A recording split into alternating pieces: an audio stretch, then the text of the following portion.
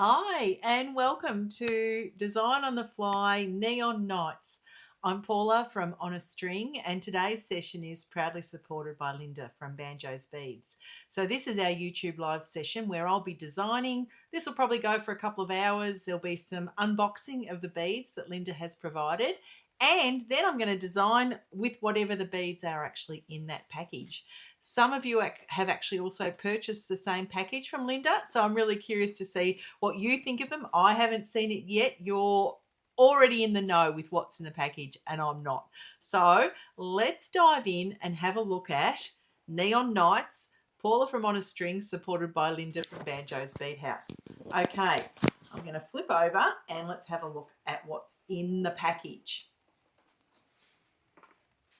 Okay, so this has arrived and it says, grab your sunnies before opening. Now, I don't have sunnies here, but I have readers, so I might need those anyway. And there is a little bit of a list here with all of the beads. I won't look at that yet, but that's actually got the whole list of the beads in there as well. Let's have a look what's actually inside this package. Beautifully wrapped in orange, nice and bright. And we've now got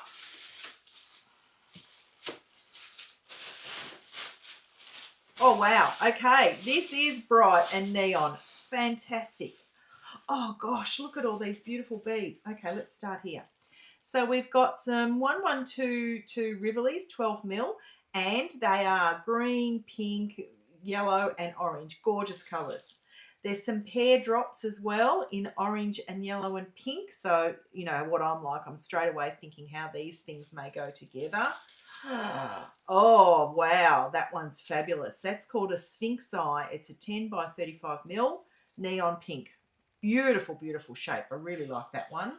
There's some beautiful mixed delicas. So they're already in that luminous mixed colour. Gorgeous. There's some little bicones in yellow and green. So they're 4 mil ones. There's some size 8 Toho rounds. So these, Toho 11 demi rounds. These are really fun too. There's some acrylic beads in a neon mix, you know, great for actually stringing or something along those lines. Some beautiful yellow neon cup chain. Wow, that's going to go around something. Some luminous mix in Toho rounds as well. Some Preciosa daggers. Wow, look at the colours on those. Beautiful hot pink, lime, green, orange. And some little pears in the 8 by 13 mil as well. Okay, so let's dive in and get stuck into something. And now, if anyone's here chatting away, please by all means shout out, tell me your comments, what you think about it. And we might have somebody today. So Brian's our producer and he'll be able to answer any questions and those sort of things too. So some people are saying hi to you, Glenda. Hi, Glenda. Okay, look at those gorgeous colours. I mean, straight away, all I've just done is lay those out on the board. Haven't even really thought about what they might look like, but you can see how well that looks as a cohesive piece. I'm already starting to think this is a bigger piece than just a set of earrings. So we've also got all these lovely orange and green and pink rounds as well. Great looking colours together. Then there's some daggers. And then, of course, these large Sphinx pieces as well. And I am thinking that this could actually be a larger piece. So hi to Karen. Thanks for joining us today. I'll say hello if I get notified of different people, but I really appreciate you coming along today and joining in with this Design on the Fly. So for those of you who may have already purchased your packages, what did you think when you saw all of these beautiful bright beads? Because they are really bright, and the suggestion from Neon came from one of our viewers last year when we were doing some planning for this. So thanks for the great suggestion, because these are not normally colours that you see a lot of in beadwork, but I'm really happy to be playing around with these today. First thing I'm going to do is thread some fire line. So for me, you know, crystal is the obvious choice in fire line with this, and I will start with my standard size 10 needle. I always prefer to use the biggest needle that I possibly can when I start my beadwork, and I'd rather swap to something smaller as things go on. I've also got this lovely cup chain to consider in there as well, this neon mix and a couple of bicones. But what I'd like to think about is what is a really good contrast colour to go with these as well. And the contrast colour could either be in a metallic or in a solid white, or even black would go with this as well. Black's probably a bit dark to start off with, but I think potentially it could be a really good white contrast if that's what I was going to put with it. But what I'm going to start with is thinking about a central row. So I'm going to use some gold to go with this first. And I've picked out my favourite gold colour, which is the matte check Aztec gold in size 11. And I know that Linda stocks those beads if that's something that you're interested in.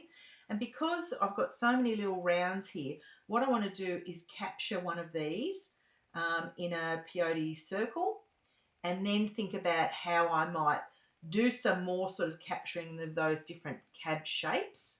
Now, with these, I think this is actually a bigger piece rather than lots of small pieces today, which means that I won't get to finish it all, but we will certainly have a go at doing that. But I can sort of see that all of these pieces could get captured in exactly the same method and then compiled together to create a larger piece. So to do that, hi Tori and Jade, Juliana is our neon fan here, number one, and I know that she's got a package of these beads. So Juliana, I'd love to hear what you've done with yours as well, if you've managed to do anything with them too. So I think you were the one who suggested neon as our theme as well. And they're fun. It's a really fun project to start to think about. Okay, so I've now got on my beads here 10, 15, 20, 25, 28. And I think that's probably the right number to go around that little rivoli there, a 12 mil. I'll just sort of wrap that in a circle just to see. 28, yeah, maybe it's a bit big. No, that'll be okay. So I've really just guessed, the number of beads. I should know that formula. I've done that so many times, but it does depend on the type of bead that you're starting with. So for this, I'm going to start with a size 11, not a Delica, and I'm just going to have one sort of central row. Yeah, I think that will work. Okay, let's have a look. I'm just going to move some of those beads out of the way. And I'm going to pick up then maybe one of these luminous rounds that Linda has provided in the size 11s and pop those in as the peyote stitch bead in here. And because it's a mixed colour, I'm actually not really thinking about which colours I am selecting. I'm just randomly picking up one of these sort of luminous colours and peyote stitching those every single time. Okay, and then I'll do the same on the opposite side. I'll just do that nice ring. And thanks for those who've joined me on YouTube Live today as well. As you know, I used to do these on Facebook. They're now over on YouTube, so I really appreciate those of you that have made that transition to come over to YouTube and watch along here as well. Now, Toho's a bit interesting. They're a slightly bigger bead than a Mayuki bead, so I'll just have to watch that as I'm doing my peyote stitch, but it should be okay. But they're just a slightly bigger bead than the Mayuki bead. They're a bit squarer, so yeah, they're slightly bigger. But look at how great those colours look together already. Bit of gold, little bit of luminous neon colours.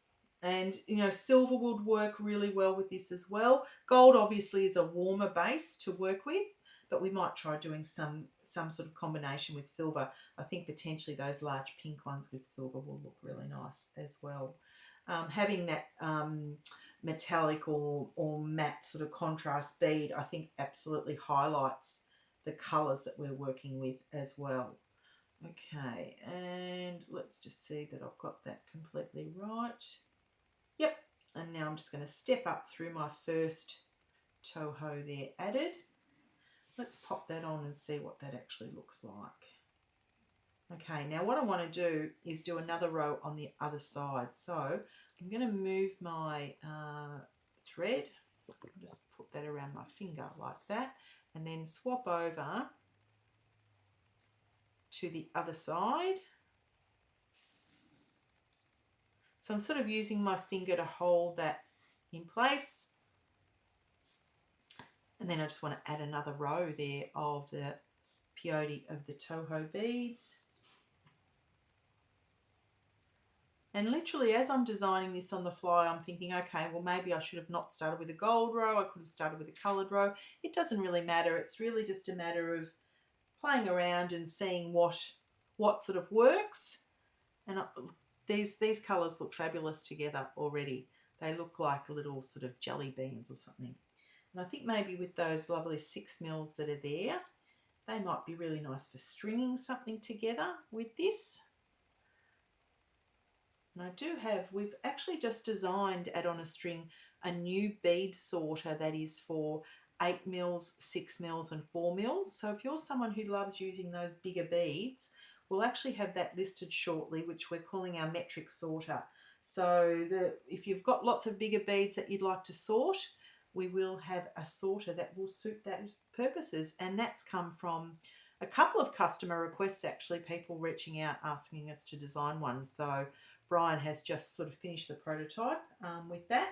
So we're super excited to have another new range on a string, including our new metric sorter for bigger beads. Okay, now it's just sort of, yep, nearly, that one's just twisted over, so I'll need to make sure I move that into the right spot.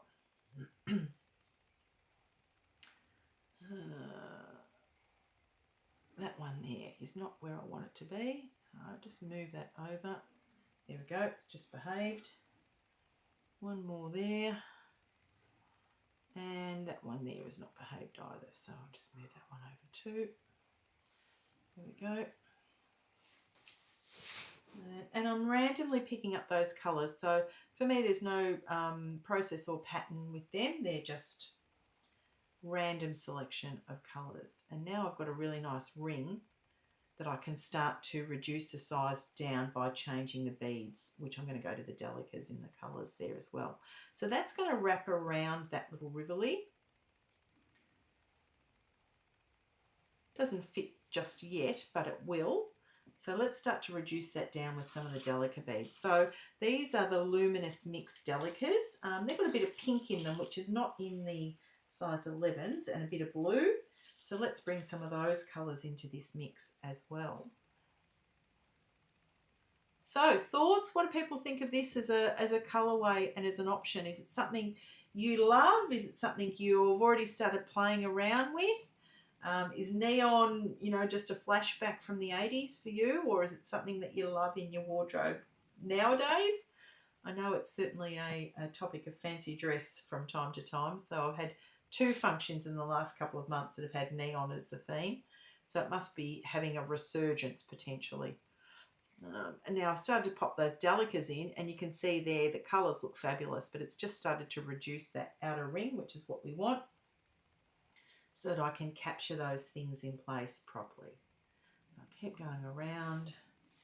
These delicas are a lovely, lovely mix. Really, really like these, Linda. And I might have to get myself some more of those. And they're already mixed, so I don't have to make that up. I can just use that mix of delica beads as a bit of a rainbow selection. I do have a couple of projects I've made myself with neon beads, and I'll show you those later on. So yeah, I'll actually come back and show you a couple of different pairs of earrings I've made, ironically using exactly the same beads in both designs, but they are completely different. And they are my only neon pieces that I have up until now. Now I'm going to have some more. So you can see there I've just done 1 row of the delica there. I'm just going to pop that and just check my fit. Yep, that should be okay. Yep, that's going to fit. Now what I want to do is start to reduce that down even further again. I'm not going to do another delica row. I'm actually going to do a 15 row, and I'm going to grab my, there they are, my champagne gold size 15s. Another one of my favourite beads that I use a lot of, and I'm just going to do 1 row of the size 15s around the back there, back or front. I don't know which one it will actually be yet. We'll just bead that and see how it goes. And is anyone beading along with me today as well? Tell us in the comments if you're actually beading too and what you might be making, especially if you've got these neon beads. I'd love to hear what else you might have done with your neon pack as well. Because yeah, they're super fun. They're great summer look too, I think, this colour. And you can wear those with your hypercolour t-shirts if they've come back into fashion as well. Another relic from the 80s.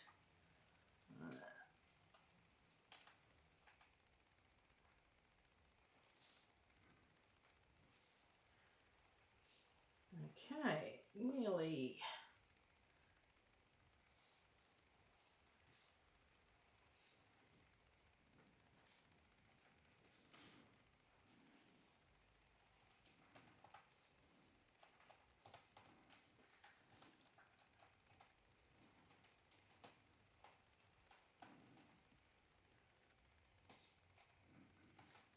And if you are someone who follows along on Instagram and Facebook, I just want to do a big shout out and say thank you as well. I've had a bit of a resurgence in the last week or so, and Facebook and Instagram have both had significant growth. So thanks to everyone who's either been with me from the start or has joined along recently. It's great to have your support in those mediums as well. And yeah, I'm super grateful for everybody who likes and comments and comes along to these sessions and is a part of it with me. So thank you for everything you do in that space, whether it's on this platform or one of the other many social platforms that we're on. Okay, now I'm just sort of maneuvering that piece to get into place, and it's sort of working. Yep, it is. Look, you can see there it's now just started to hug that rivoli really nicely. There's the back view, which, that's got that lacquer back on it. The white actually looks pretty fabulous with that as well. Let's flip over. Look how cool the green looks too. So I'm going to just come up to the front side of this now and add on another row of Delica on this side and then a row of 15s. And let's see how that sort of holds the piece in place. So if you remember, I started with 28 beads, so that's the count, an even number of beads, and that 28, great, divided by 7, divided by 4, so anywhere you can have that really good mathematical definition as well works with this type of capture. So let's just do. So Tori's actually working on her Celestial Pendant. That's so exciting, Tori. I'm glad to hear that. Celestial Pendant is one of the exclusive workshops from the studio by On a String. So it's a great membership community where we have people who cheer each other along and bead together on different projects, and the projects within that are exclusive to the studio. So I'm so happy to hear that Tori's working on her Celestial Pendant. She is one of the founding members of our studio program. So thank you again, Tori, for your support with that as well. Okay. The colours on this are just, they're pretty spectacular, aren't they? Look how cool that bright green looks there. I think Juliana will be loving this combo together. And I'm curious to hear what she's made with her pack. I don't know whether you opened it before today or you had a bit of a sneak peek before I did. And what did you think when you actually saw the beads? And I know there's some other people out there that have purchased these beads as well from Linda. So are you waiting for me to do the piece and get inspired, or did you get inspired yourself? It's always fun to see what people make out of these surprise inspiration packs. Now my final row on this will be another row of size 15 beads. Again, that'll just hold everything in place. So that last one just pops in there. There's my tail thread getting in the way, so I will remove that at some point, not just yet. Okay. So it's a little bit ugly just at the moment. That final row of 15s is going to tighten that up, but you can sort of see it's not closed, not as neatly as it has on the back there. But now when we do that next final row of 15s, that should just hold everything in place really nicely. And sometimes the back of these can look better than the front. So I've already made the decision that this is the front, but it may be a final row of stitching goes around just to sort of tighten that as well.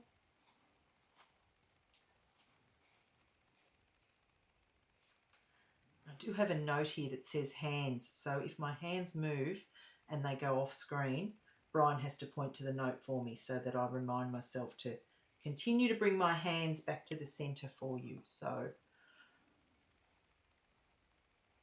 at least you get to see rather than me travelling off screen with some of those things.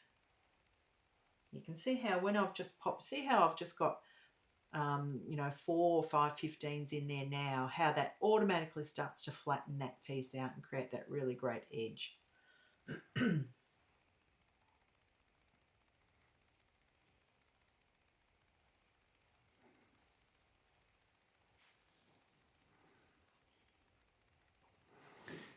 Jay said she had a sneak peek and was happy and dancing all over the lounge room. Mum said she hadn't seen her so excited for a while, waiting for your inspiration, loving where it's headed.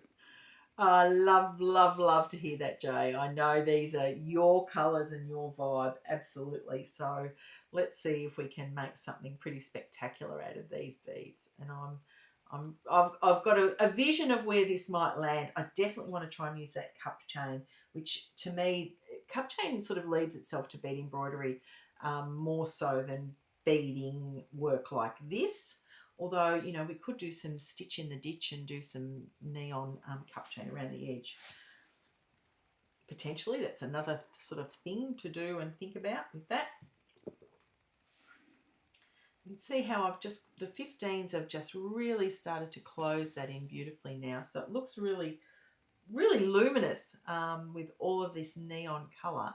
And now it's so nice and neat. And I just missed one there, went one too far. Come back to this one. And one more. And then one more. And this is then one sort of finished element. So it's then what do we do with these elements once they've been done?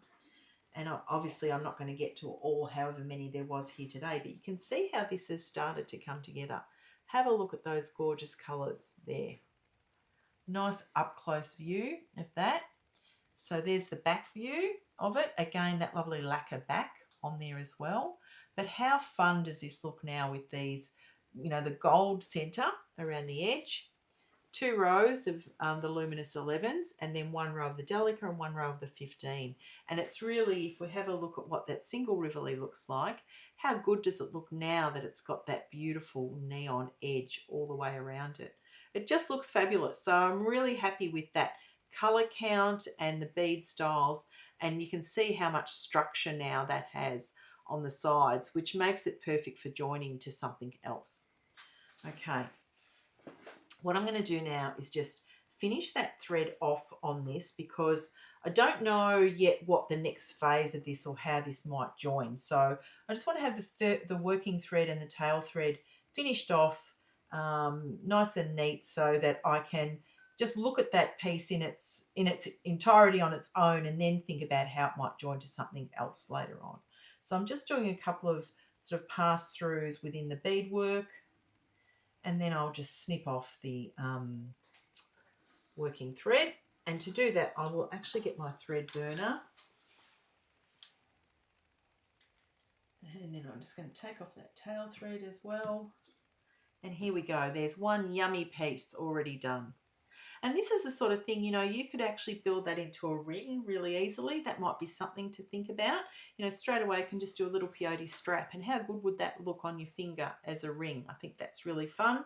The second part obviously is an earring, so there's a secondary part there that could come from that as well. I think that looks really good together. Green or orange? Let's do a little bit of a vote on what people might think. Is it pink or is it orange? I've only got one pink one, so guess what? I think it's orange that's going to go with that. Or is it that sort of larger pink drop potentially? Is there any preferences before I get started on the next piece? A larger pink drop, the orange drop potentially. So there's the two choices there. And I'm just going to pull out some of these little dagger beads as well, because, you know, look how beautiful they look around this also. You know, they've got a really great colour palette going around that. I'm not going to use them just yet, but I just wanted to sort of show you what that might look like. There's those lovely little bicones there as well, and these pear green pieces too. You know, potentially it could be something like that. What do you think of that as a piece? Actually, it looks a bit like a person like that, but I like that idea of adding that bit of green there, and I really want to trial those ones. So let's have a look at doing this long Navette piece. Okay, so with these types of pieces of, and they're a sort of a plasticky glass type thing, they're quite deep on the side. You know, they've got a really high side. So starting those with 11s is a really good job, because it means that it builds much quicker than if we started with a delicate, you know, on some of the other rivulets have got that sort of sharp point. You can start with a smaller bead, but because we've got that really nice big fat edge there, I am going to start with size 11s again. So let's pick up some 11s in the gold. And this is the consistent theme with this too, you know, having that gold as that central colour on this piece. And I don't know how many beads, but what I do know is that the number needs to be even, and potentially it could have a little herringbone at the end. I'll think about what that looks like, but I'm just going to start with a really even number, and then I'll have to make what are called corners on the top and bottom of this Navette shape, so that the frame wraps around the beadwork. So that's just the thinking of how to create something like this. So using that the method that's from my ancient Ressian class, if anybody has done that one, is when I make corners around these pieces. So how many is that? And that's sort of 1/2 done. Let's just do a count and see. 5, 10, 15, 20, 25, 30. Oh, look at that. So there you go. I probably need about 60 beads to wrap around that, which is fine. So we'll just pick up quickly another 30 beads. So it's a great size capture. It will be a really substantial piece, and obviously, you know, I'm looking at this and thinking these will be really fun components that can be built into earrings or pendants. You know, you can actually make a whole selection of different shapes and colours and join them together as well, which that would be really cool with the cup chain in and out of that also. Yeah, great to think about how that might look, and then do some stringing of the acrylic larger beads as well. So yeah, lots of fun things.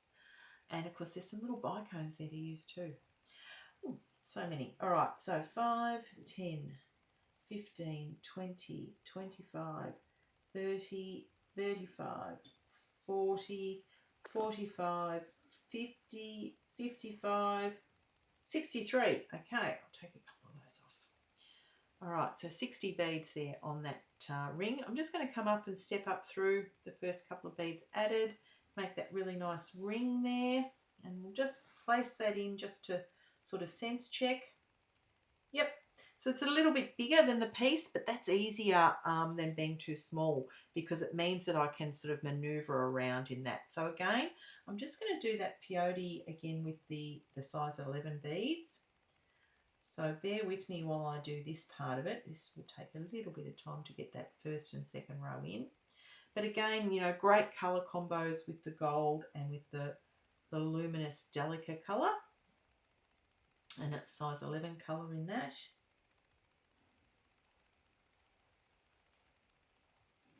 And when you do that, you know, that sort of first pull, I've got that wrapped really tightly around my finger. You can see how lovely that peyote starts together. So it just clicks all into place like little tiny bricks.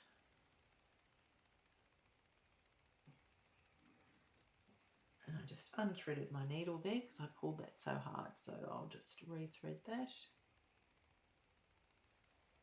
Again, one of the beauties of using Fireline for something like this is that when I do run out of thread, I can join that super easy as well.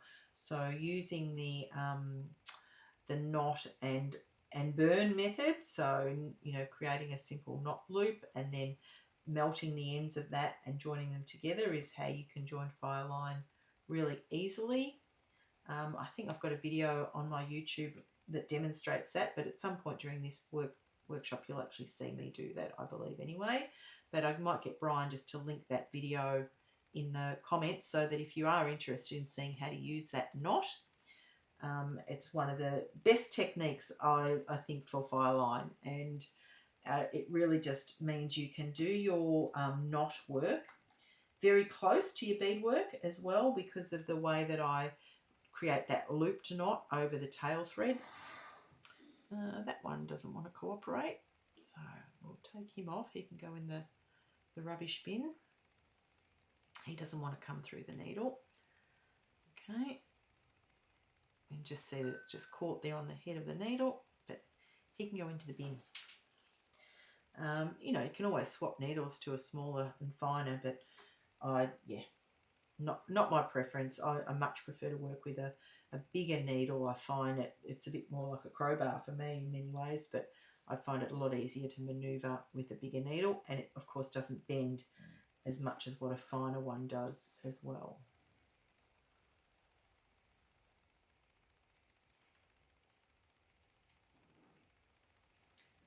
Now sometimes when I do these design on the fly sessions, I might make 5 or 6 different things out of, you know, the pieces.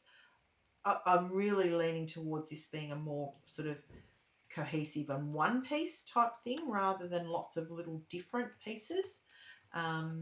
So I don't know what that will look like yet.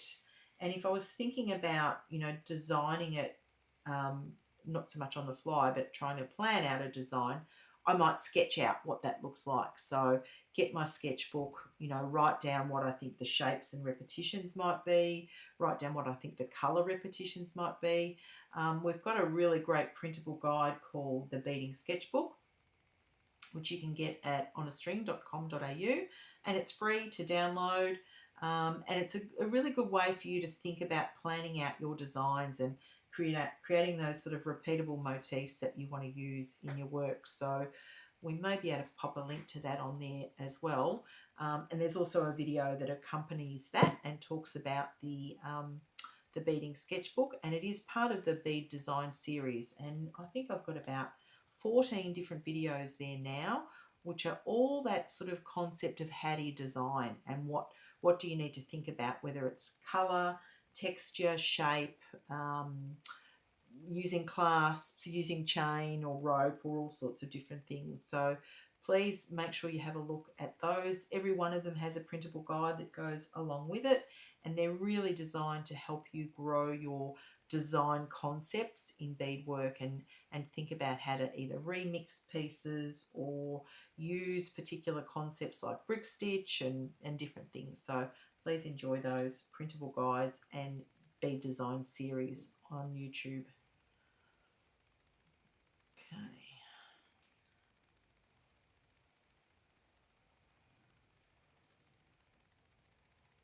Now, Tails just decided to jump in there again. Tails are so annoying. I really just need to keep that, you know, sort of wrapped around my finger out of the way. They're so good though for tension, and you know, having a reasonable length tail is really good for you to be able to hold onto your beadwork and, you know, keep your tension relatively firm as well. So I know there's always, you know, what do I do? Do I get rid of the tail? Do I cut it off?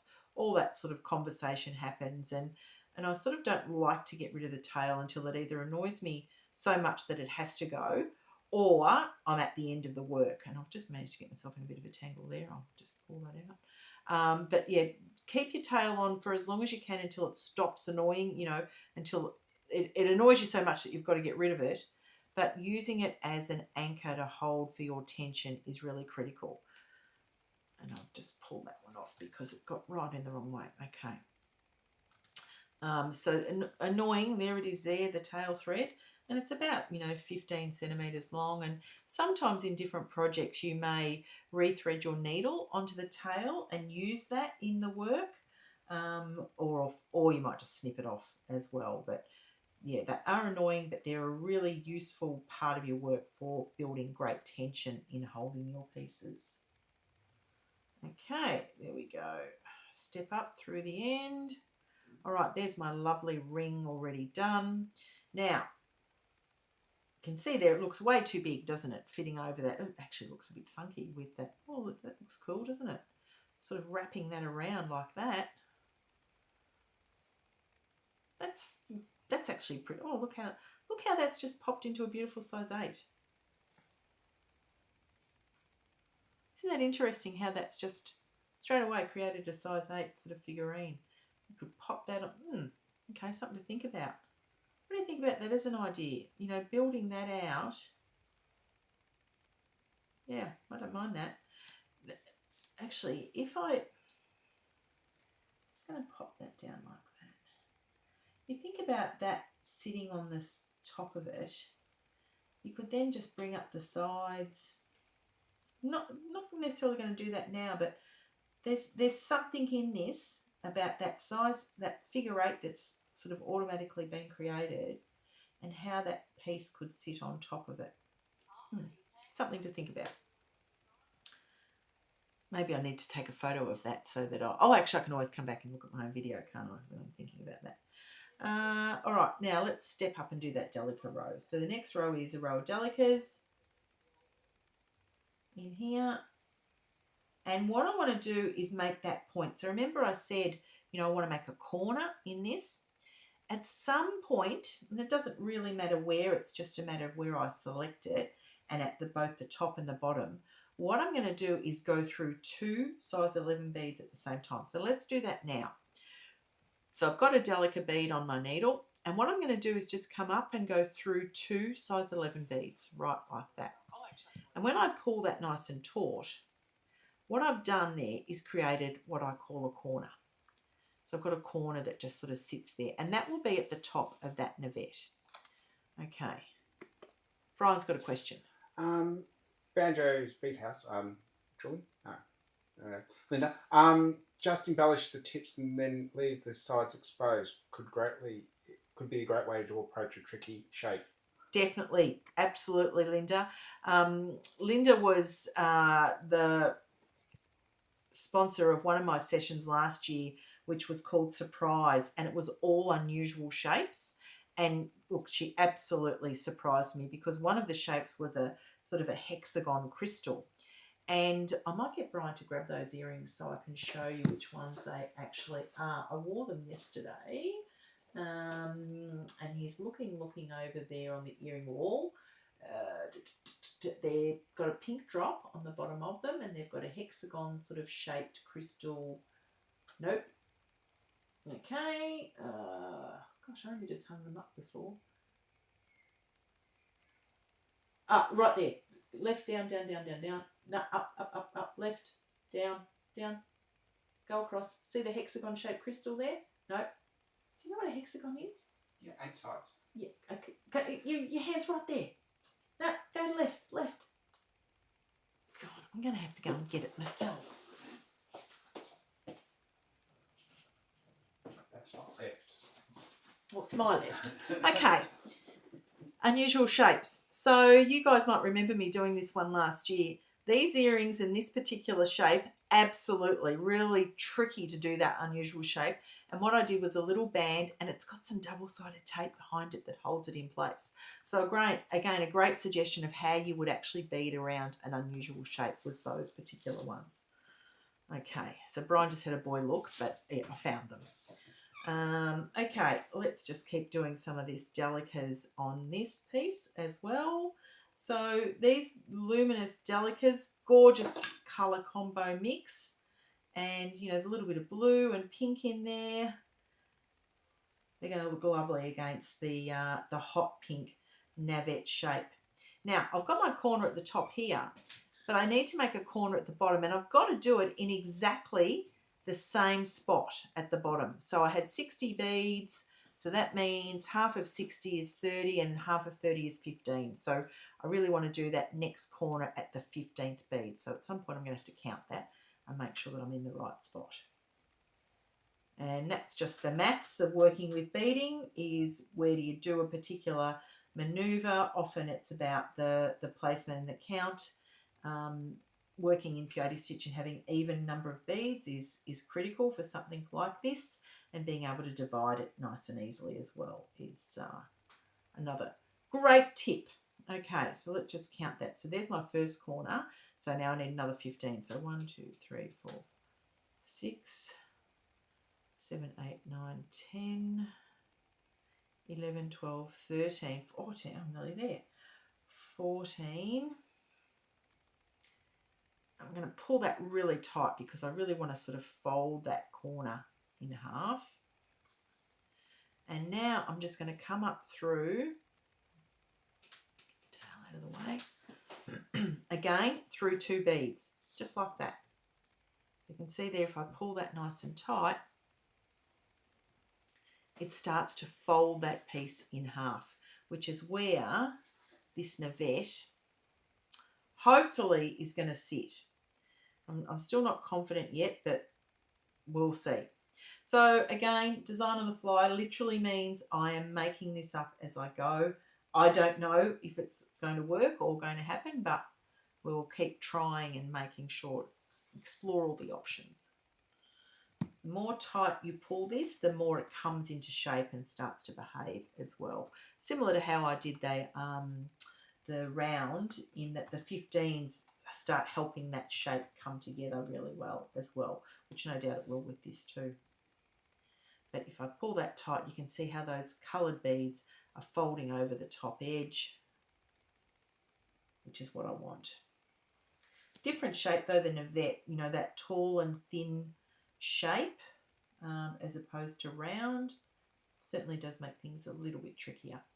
I've done this sort of technique on those teardrops lots and lots and lots, and there is a sort of a maths equation for doing that. Now if I just fold that in half, this is the challenge of using a toho with a mayuki, to be honest. You can see how it's sort of rounded and created a rounded section rather than straight. That's because I've got mayuki at the start rather than at the end, but that's okay, we'll make it work. What's happened there? What's happened there? I've missed one right there. Let me come back. So that's not where my corner is. I've just managed to miss one altogether. And see that there, I'd missed it. I'll just pop that back in. So again, you know, seeing as you're designing on the fly, you'll see me make mistakes as I go with this sort of stuff. There's my delica. So I had just flipped over and missed one little spot.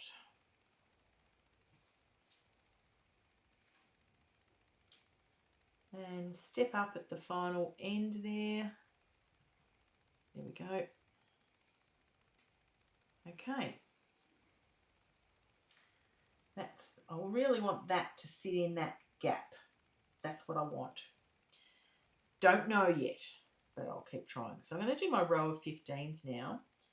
And the 15s I am hopeful will really hold that in place. So, you know, this is a really great standard technique you need to know, you know, for capturing rivolis and pieces. Okay, now I'm at my corner.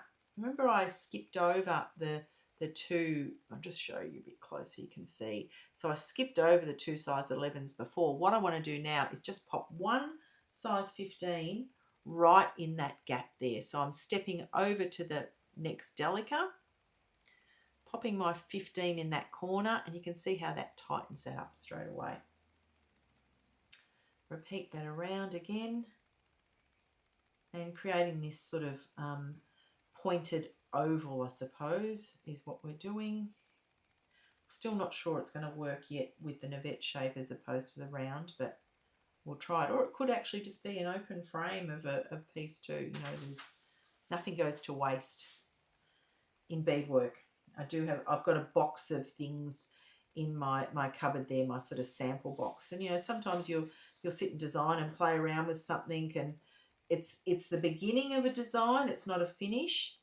And I certainly have pulled those pieces out from time to time and think about, okay, how do I want to work on that or finish it or create it into something else. So don't ever think anything that you're sitting designing yourself is wasted. The inspiration will come at some point from those bits and pieces. So see how that's lovely and folded over the top there. Not sure it's going to do it at the bottom, but we'll keep trying to get that done.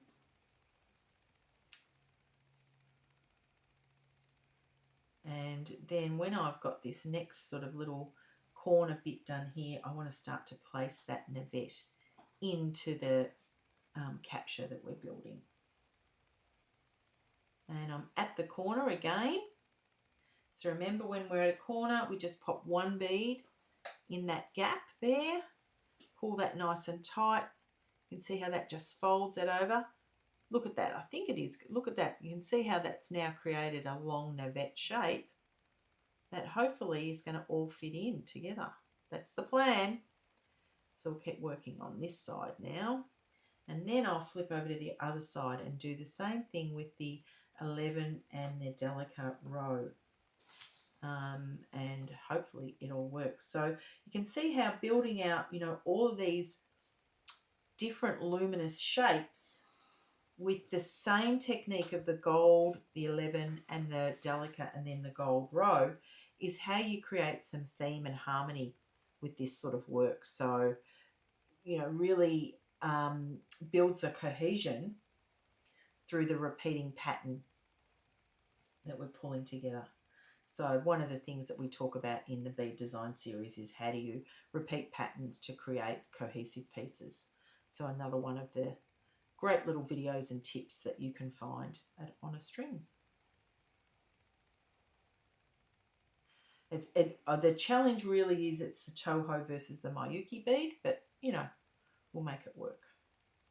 Okay, there's my sort of the first part of it done.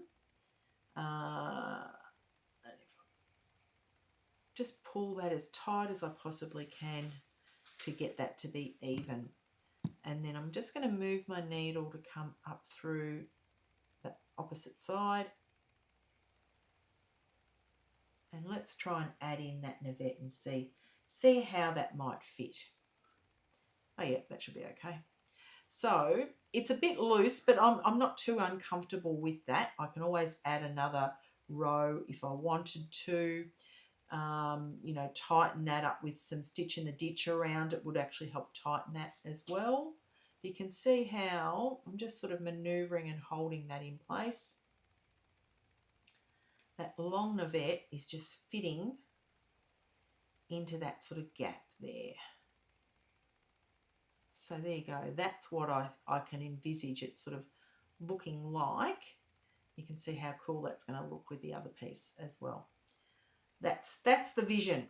Okay, there's that rotten tail thread, and now I'm actually just going to snip that off because it's served its purpose and now it's just super annoying. So that can just go. And yep, I took the working thread off at the same time. Good job, Paula. Okay, what I'm going to do now is join in some new thread. So you heard me talk about that a little bit earlier. So let's do a demo on how to actually join that thread in. So I'm going to grab myself another piece of fire line and snip that off. And it's a little bit hard to see the crystal here, so I'll bring it up closer so you can see. This is my new working thread here on my hand. You can see that.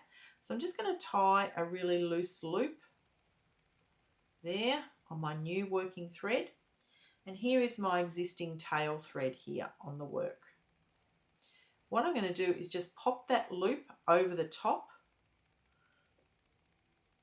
of my working thread, and then I'm just going to grab those two tails and pull that tight, and there's the knot that just sits there in the work. Now my tip with this is then get your snippers or scissors and just cut that and give it a really nice clean haircut like that. So I've got two really good clean edges there of my work, of my thread, and then I just get the cigarette lighter and I'm just going to gently melt those two ends. Not too much, just a little tiny burr there that's at the end. And then when I pull those two threads together, I've now got a really good knot. And I just run my thumb and forefinger over that knot like that, pull that, and you can see there I'm pulling that really tightly and it's not coming undone. So great technique to practice. Crystal thread is a little bit harder to use than the smoke coloured thread, probably something to do with the coatings on how those are created. But yeah, great technique if you can master that, because it means you can join your thread in your beadwork really easily. And you can see I've just pulled that knot through the work, no problem at all. Okay, let's do the next row of the Toho 11s here as well. Great, great colours, Linda. Really happy with this little combo of beads. It's great fun to work with these neon colours and shapes. And I'll have to think about how to use those gorgeous daggers somewhere. Okay, I just want to sort of get to the right spot. Now, at the back, we're going to do that corner method at the back as well. The trick is doing it exactly the same spot. And I'm not ready to do it yet because I do the corner on the Delica row, not on the size 11 row. But that's the spot where it's going to happen next time around, will be where I will join those two yellow beads together. I think it will be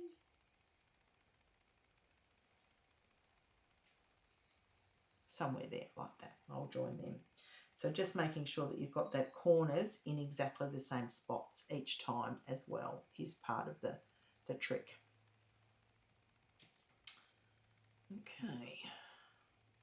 So what do you think so far? Anyone got any comments or feedback on the neon and how it looks? And am I going in the right direction with this? What do you think? And what would be the thing that you'd like me to think about trying next? We've got the little teardrop shapes. We've got the dagger beads. We've also got the cup chain and some little bicones as well. So it's also, you know, I'm designing on the fly, but I'm happy to take some feedback if you've got something you'd like me to try and utilise next. What's been your favourite if you've got these beads in your package? What have you loved looking at and using as well? So tell me about your thoughts on these too. Okay. Just sort of pulling that, you know, as I said, the Tohos are a bit trickier to use, but Linda loves to challenge me though. Absolutely she does.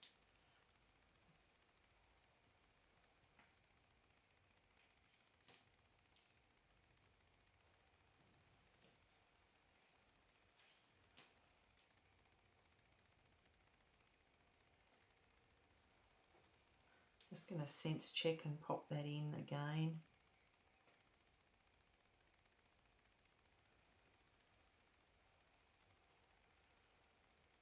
And it's, you know, just part of when you're working on something like this sort of thing too, continuing to check as you go how things are sort of happening, so you don't get any nasty surprises at the end. It's always a good idea.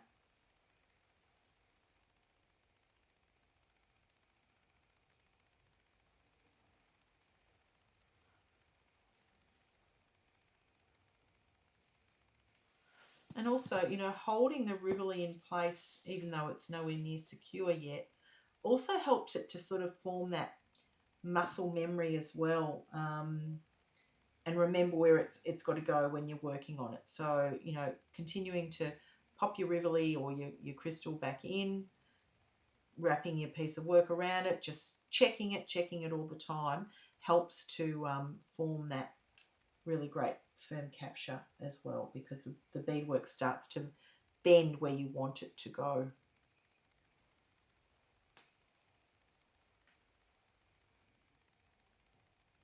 And I'm at that sort of corner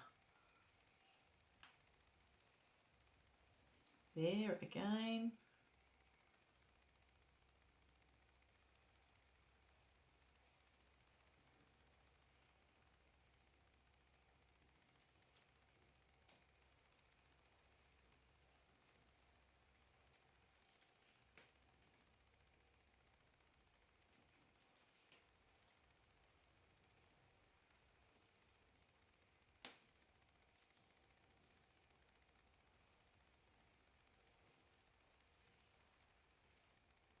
I still like that size 8, you know, that figure 8 thing that sort of evolved as well. So I'd like to think about that a bit more too, how we could make that into a piece as well.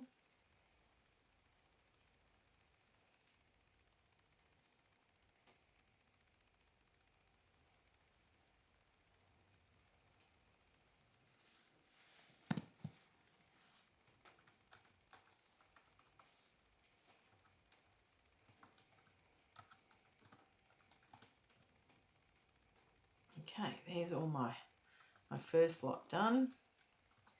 Now the next row is the Delica row, remembering that I'm going to be doing the corners at the ends as well.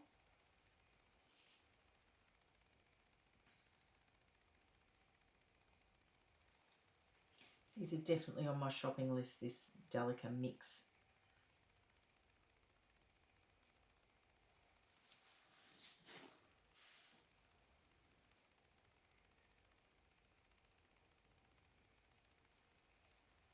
Okay, where's my corner? I think I'm right there.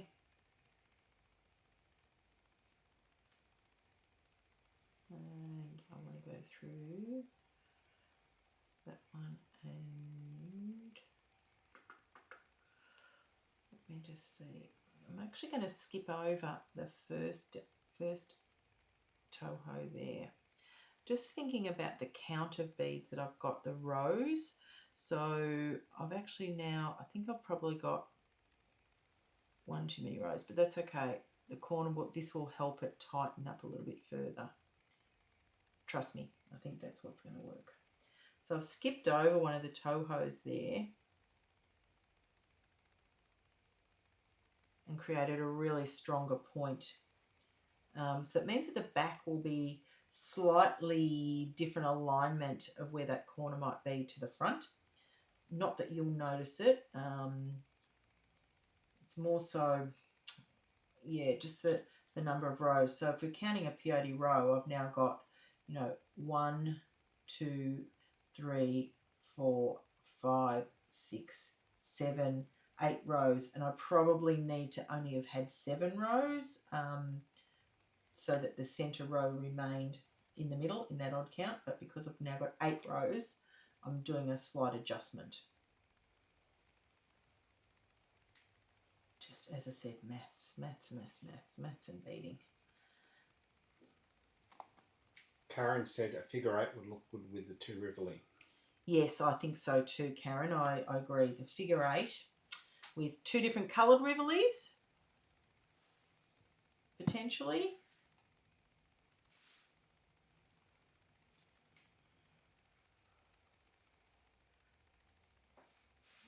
And again, I'm going to do the same thing at the bottom here. So I'm going to go through one. I'm going to skip over a toho to create a really nice point there. So this is where I'm at that point now. So skip over one and come all the way through to the next one like that. And when I draw that nice and tight, hopefully that's in the right spot. Yep. So let's pop that in and just see how that actually looks now.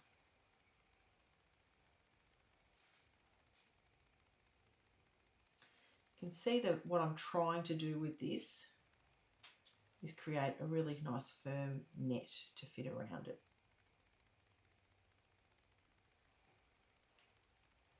And what I might actually be a little bit tricky because it's an awkward shape. I might just pop some double-sided tape on the inside of it just so that it helps to hold it in place. And no one will know, only you guys. But that will also help hold that firmly as well. So I think I will do that. I will show you my preferred double-sided tape that I use. It's a great tip to have a reel of this handy because it's invisible when you put it into your work, but it just helps hold things. And it's something you can get off Amazon or at a craft shop or somewhere like that. That the very thin double-sided tape is fantastic for just helping to hold things. And I think that's what we might need to do with this because it is such an awkward shape. Okay. nearly there. Okay, so there's my piece. Looks pretty ugly right now, but let's just grab a little bit of this double-sided tape. So the very thin one is what I use, and it's only, I think maybe, I don't know, 4 mil, something like that. And let's grab a pair of scissors. Just got a little tiny piece, and it's got like a red sort of coating on it. I'm just going to pop that on the side of that navette. Just on the side, and then just peel off that red coating. And so there's my little piece of tape just there. I'll just trim that back a little bit. And I'm going to pop a piece on the other side as well. Let's put that down for the minute. So yeah, just a little tip. If you've got something that's a bit tricky to sort of hold and won't cooperate in terms of staying in place, this stuff is amazing. Gets hidden, won't see it in the beadwork, but will just help give me some structure for holding that little net around it. So remember when we started, if you're beading along at home with this, it was a 60 bead start for this. Potentially could have been, 56 maybe, but we started with 60, so that's what we're going to go with. So I'm just now holding that in place. That little piece of tape is just helping for that to sort of see where it's going to live. See that? So I'm not fighting with it as much because I've now got the tape doing that heavy lifting and holding that. Now, how does that look? Pretty cool? Tape's doing the work, holding it. Think it's going to need a stitch in the ditch, which I will do, to give it a little bit more structure around the outer edge. But now I can do that row of 15s on the back. It's holding in place, and it's sort of meant that I can get to see straight away where, which direction am I going? That direction. Where I need to go with the next one. I'm not fighting it as much. So I'm happy with that as a bit of a tip. And also it will be hidden. You won't actually see that. Still got that beautiful white lacquer back that shows through as well. And then that gorgeous pink. And I'm just sort of pushing and moving that beadwork so that it sits and holds on that navette. But I'm pretty happy with that now. The tape has been a really good tip to hold that. What do you think about that as a shape? Looks pretty cool. But yeah, tape was that saviour. Now my corner is actually going to come up a bit higher on the back here as well. Partly because it's such a narrow point here at the bottom or top, whichever one you want to call it. And I'm probably only going to add in one here, 115. So I've actually moved the corner piece so that it's actually higher up. Again, I'm going to go through 2 beads. Yep. And that's helped hold that back in a bit better as well. And of course, when you're thinking about making either, earrings or repeating sets of these things as well, great idea to write down what you're doing at the time you're doing it, whether it's write it, take a photo of it, put a little note down, because often, if I'm sitting designing something and I make one, I think, oh, this is great, I'd love to be able to repeat that. It does sometimes take a little bit of thinking, trying to remember what you've done every time as well. So yeah, keep your notebook handy or your phone handy as you're working on things, and take photos and write notes so that when you're going to repeat things, you'll know what you've actually done. So for me, remembering it was 60 beads, my corner sort of moved with these on the back. Toe hose are, a bit more challenging to work with. So they're all the sorts of notes that I would take as I would be, making more and more of these sorts of components as well, so that I remember what to do. But the tape, I think, is the best thing I've done with this in creating that gorgeous shape. Yeah, looks pretty cool. Anybody got any comments about it, what they think about this shape? Please, you know, come back in the chat and tell us what you think as well. And remember, I'm going to just move that corner up a little bit higher on this back as well, like I did on the opposite side, because that also helps hold that in place as well.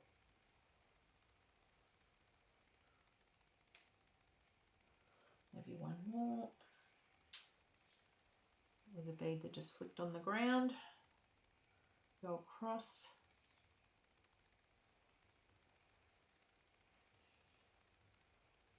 Yep, that's it.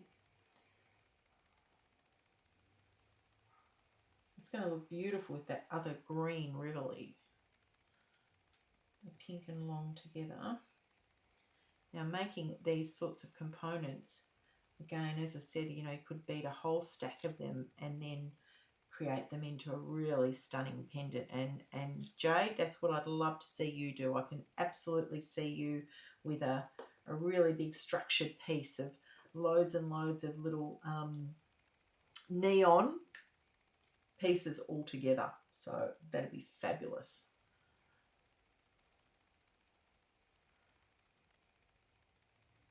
And I'm right at the end here. One of them has decided to twist into a different way. I'll just use my needle to pull that into line. There it is. It really is about the shape and size of the beads in that second row that have sort of been a little bit trickier to work with, but they look so good.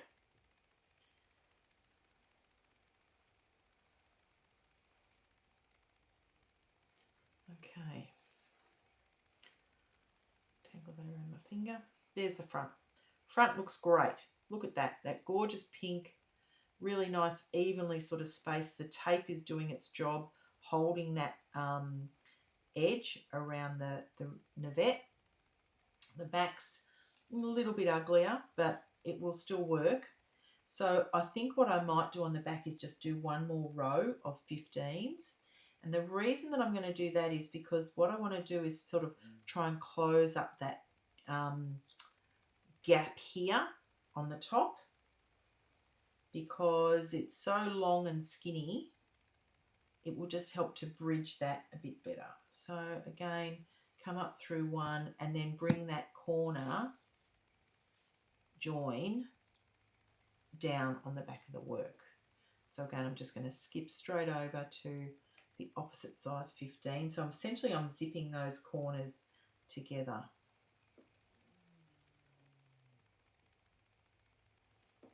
And adding that extra 15 when I pull that nice and tight. Yeah, that's just going to cover that back in. So you won't see as much of that beautiful white lacquer, but it will be a little bit more secure. And it's the shape of the bead that has made me adapt that back. So it's not the same as the green one, but it certainly still will do the job. So 60 beads, moving corners, 8 rows, tohos and mayukis. They're all the things that to consider when, you know, using something like this and trying to remember what it was that I did. So I just did that again, you know, brought that corner in by zipping it. And it just, yeah, it just sort of fits better and feels better as well.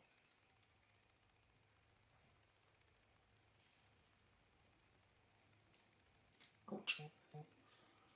Workplace injury.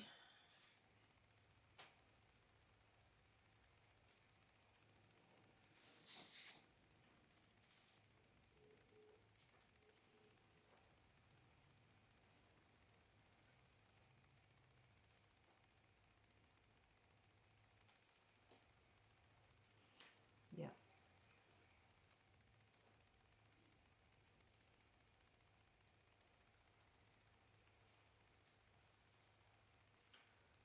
And one final one.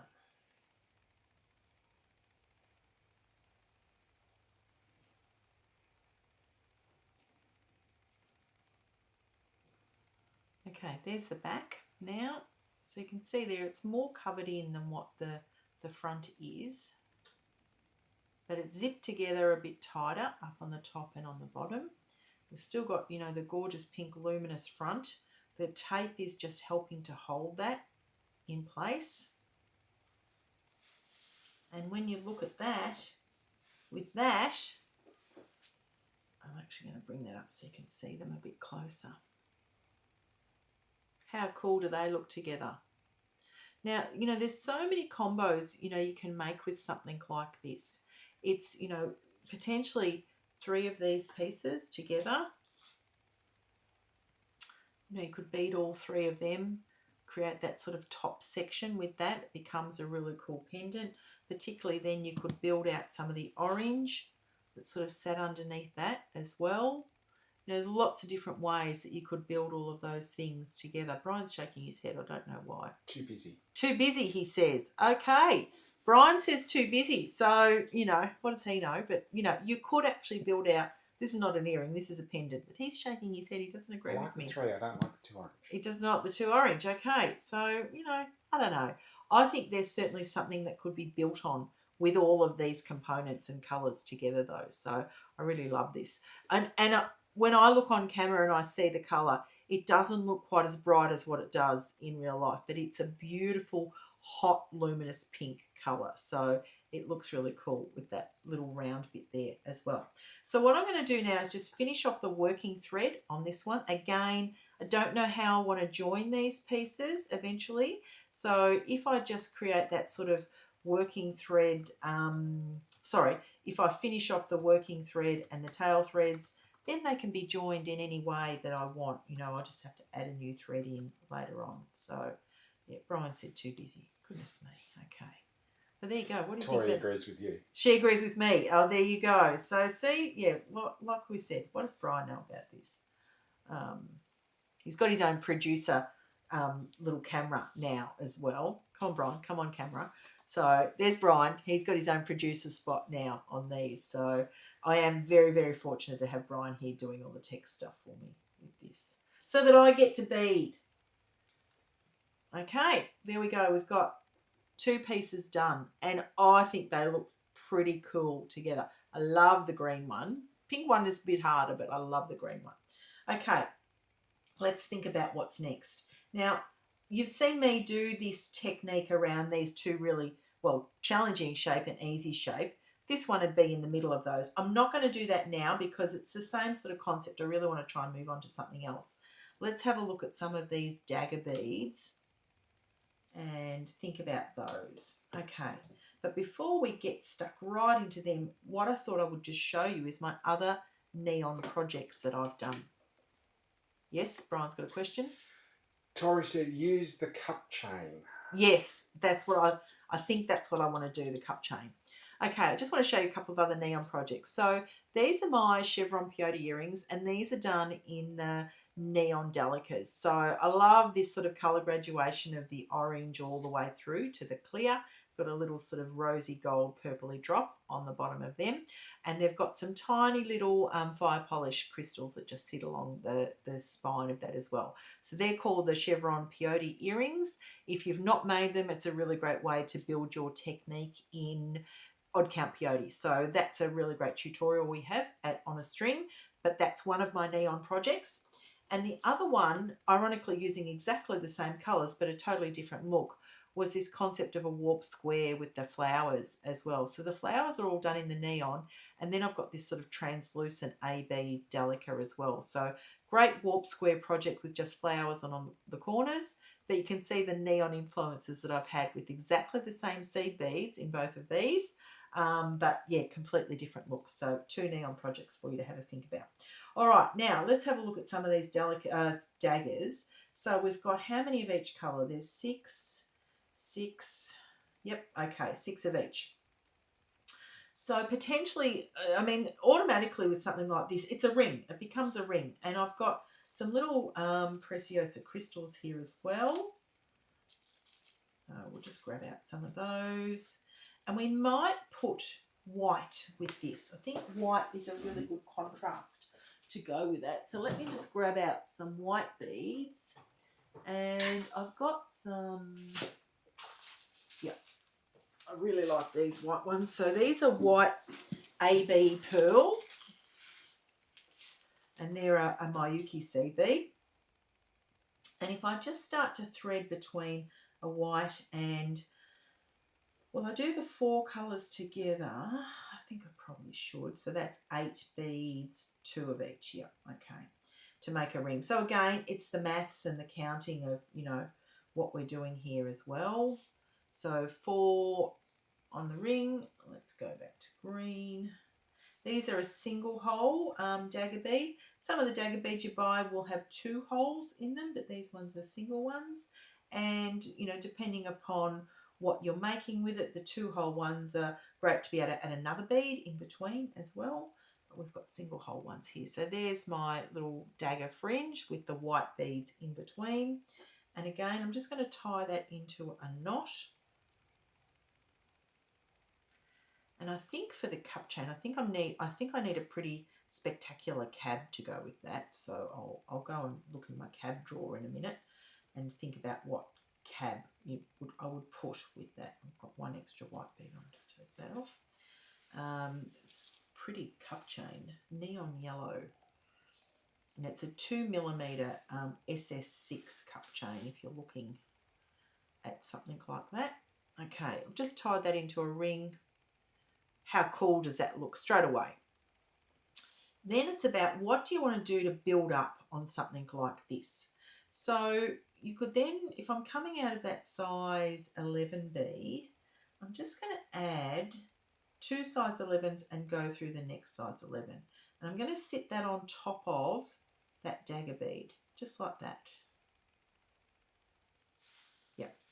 And what I'm going to be able to create is a really nice little net to be able to put, I think, I wonder whether the round will fit in that. Oh, maybe. Is that going to fit? Look at that. That might just fit in there. Okay, cool. Now I know where I'm going with it.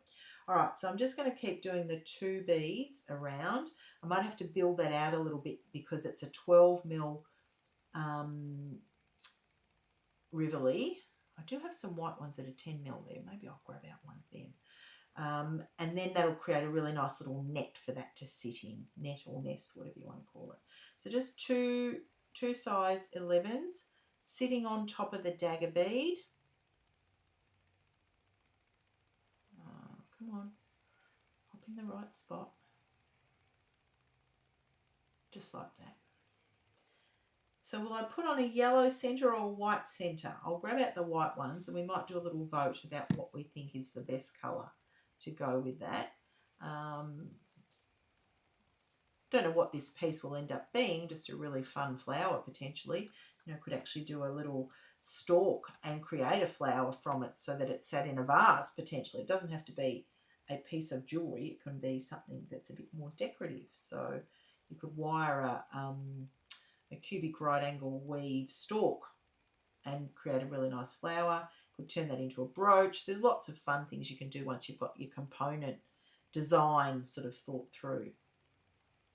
Okay, so there's my 8 little sections all the way around. Looks a bit loose and wobbly bobbly at the minute, but it will get better. So there's a yellow, but I'm going to grab out a white and let's see whether a white looks better than the... I think it will. I just got a feeling it will. Grab the white one. Okay. So, voting time. There's my little nest here. So, yellow or white. I know where I'm leaning. Anyone else got any thoughts? Brian, what do you reckon? Is he paying attention? White. Yellow. White. White, okay. Anyone else? Everyone else has voted white. White, okay. White we're going with. I think white's going to look better. But again, as I said, this could become a really cool little flower with a stalk. So let's think about what that might be. Now, I need another bead to pop in between that to help build that out a little bit. So that'll sit in it, but it won't come over just yet. So I'm going to pop silver in with this. Where are my silver beads? And then we could put some little bicones in it too. So I'm just going to pop one silver size 15 in between the two beads like that. And then I think I need another silver 11 in between that again. Again, I'm making this up as I go, so I'll just pop a silver one. That's a silver 11 in between. Now I'm just sort of holding that on my finger, using my thumb to hold the rivoli in place as well. Pop a 15, and so I'm making a little sort of picot. And you know what's going to fit really nicely in there when we get to the next point? It's going to be those little bicones. And they're going to sit just over the edge of that rivoli. It's a little bit fiddly at the minute, but I'm just using that to hold it in place. So creating the picot with the 15, popping an 11 in the gap.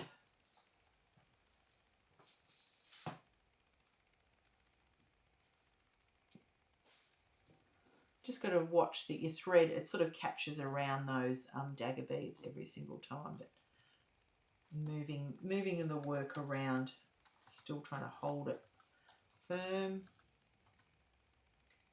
And there's my second one. And the 15 in the middle.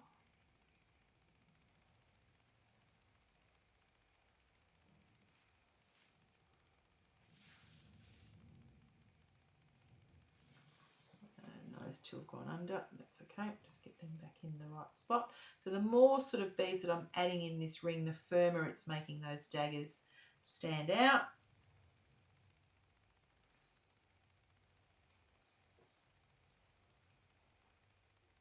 I've had a lot of fun with rainbow colours of late. I've been working on the next keepsake collection box, which is a rainbow, and yeah, been doing a lot of research and reading about rainbows as well, and neutral rainbows and neon rainbows. So there's going to be a really fun worksheet that's going to come along with your keepsake collection box, the rainbow one, which is due out in May.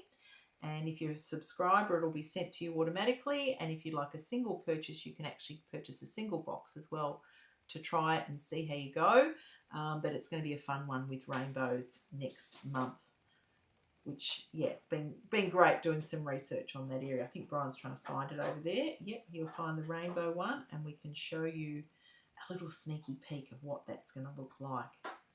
Okay, now I'm going to step up through that size 15 bead there. Now if I put that down, you'll sort of see, there's my lovely ring around that flower. Oops, there's a rainbow. Look at that. Rainbow pattern all the way around the edge.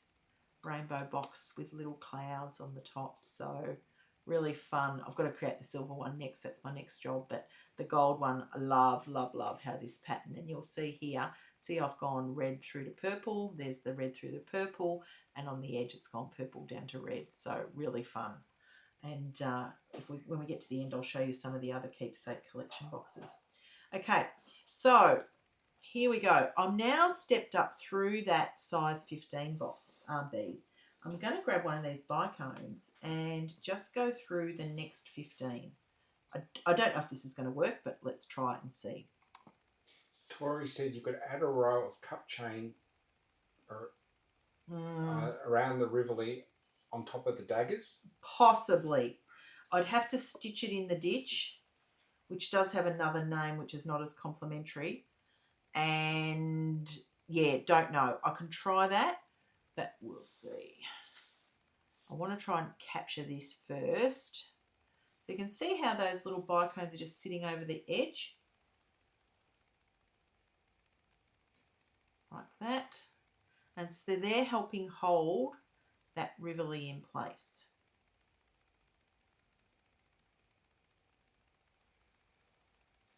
So I'm using the 15 that I popped in between the pair of 11s that I put in the first instance.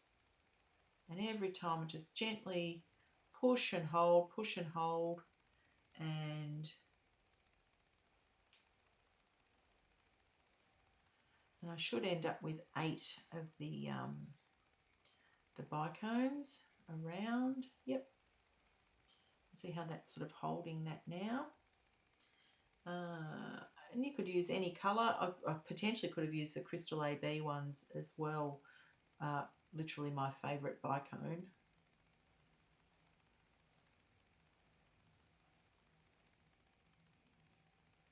And they would they blend really well with that size 11 Crystal AB as well. I'm trying not to pull too. I just spoke too soon. I was going to say I'm trying not to pull too tightly because crystals mean you cut your thread, and guess what I just did? So let's go back to the drawing board and just rejoin that thread in. As soon as I went to say that, that's exactly what I did. So I'm just going to undo back a couple of those bicones. There's my little thread that I just broke. So again, I'm going to use that same method of just tying a really loose loop. And this is what I really love about this, is I can get super close to the beadwork in creating that knot. So you can see there's my very short tail. There I just broke the thread. I'm just going to pop this loop over the tail like that. And if I grab that broken one, nope, didn't like to cooperate then, I'll just do that again. But yeah, got to be really careful with crystals. If you pull it too tight, that's exactly what happens. It will just snap. And that's what happened with mine then.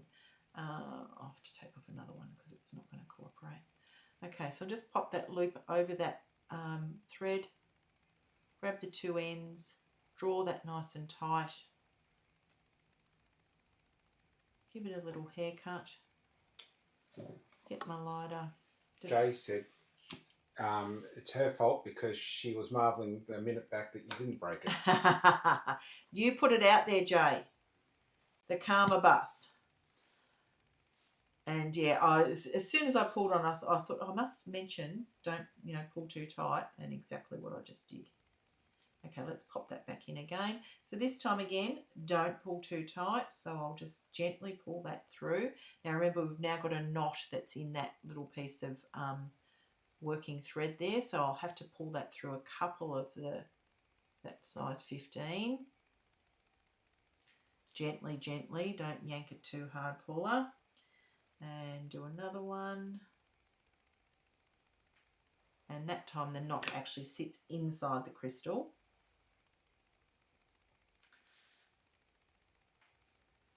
Just if you go slowly, it helps hold that rivelet in place.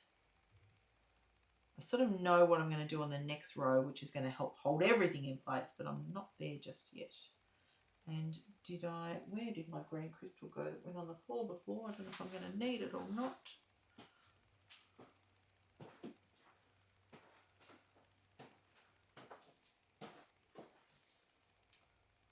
Oh, look who found that for me. Thank you, Brian.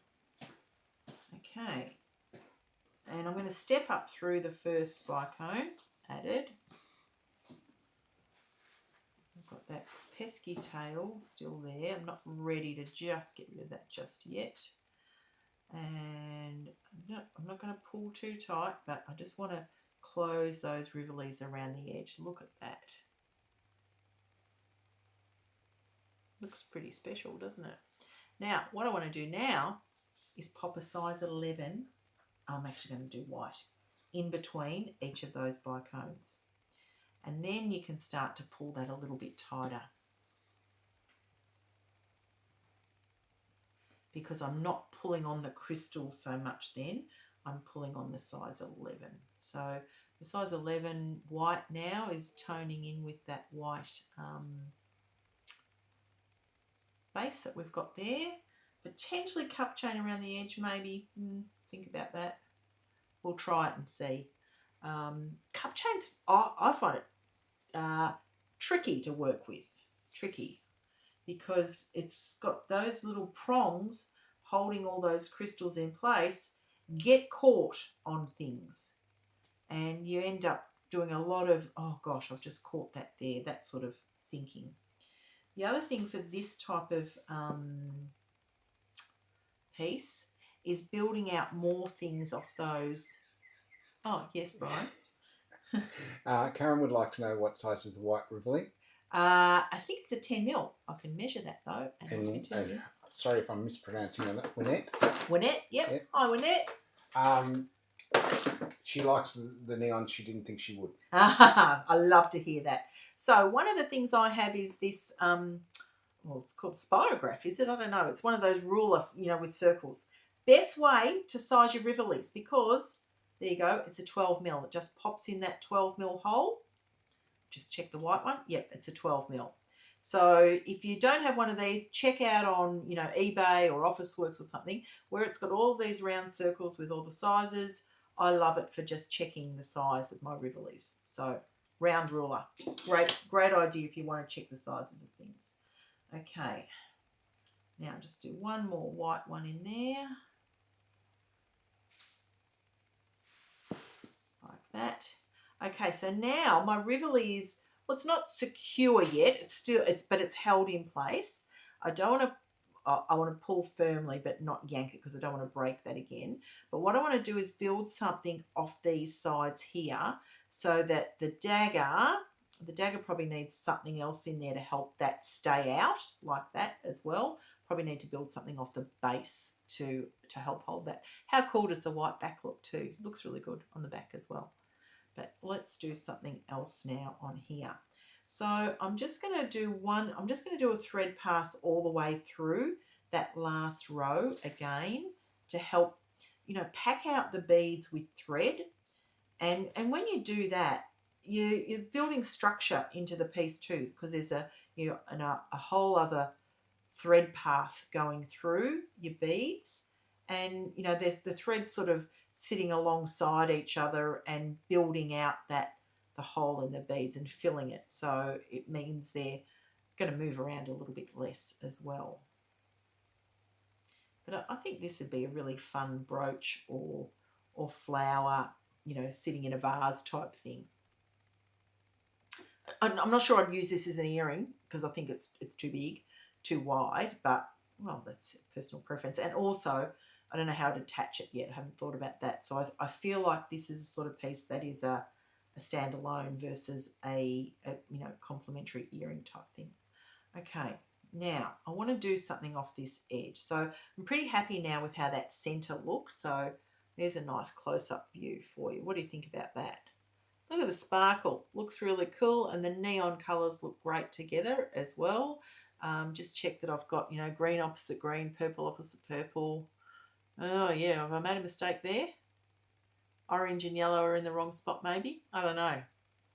Yep, they probably are. If I look at that carefully, have I made a mistake? Yellow, orange, green, pink. Yep, that should be yellow, that should be orange. No one picked up on that, but never mind. It looks okay. The concept is there, but yeah, potentially one of those is around the wrong way. Okay, not that it really matters. I could break it, but I don't want to. If I really wanted to, I could break one of them and pop another one in place, but I'm not going to do that. Okay, let's think about this edge here now as well. Yes, this is design on the fly, literally designing as I go and making it up. Now, I want to build out something off that side, and I know Tori has suggested we use the cup chain. I don't know. I literally don't know about that. Maybe I'm wrong. Maybe it will work. It looks pretty good. I just don't know how I'm going to attach it, that's all. So if I had it, because I haven't got anything underneath it to attach it to, and I'm just going to show you up closer. If I put it on the side like that, I think you'll lose the effect of it, like attaching it that way. If I put it like that, I don't know how it's going to attach. Don't know. I do love it though, but I just, yeah, don't think it's going to work for that. Sorry, Tori. I'll think about it. I'll keep going with my thought process with this. And I've just tangled that all the way through now. Jo said she thought it was deliberate. Deliberate? No, definitely not. But look, if I make another one, I'll know to put them in the right order. So it's one of those things, you know, you didn't notice. Nobody picked that up until the end. Look how fun that looks when they move around too. They look pretty cool, but I do want them to sit out. Okay, I'm coming out of the size 15 there. And I'm just going to add on a little picot of 3 white beads and go through the next 15 bead. 3 white and through the next 15. So I'm going through that 15 bead that I put into the pair of 15s. Pair of 11s. And just using that 15 as that sort of anchor point there. And creating that little picot. And what that's doing is sitting around the crystal, so you can see how it's made the bicones pop a little bit further as well.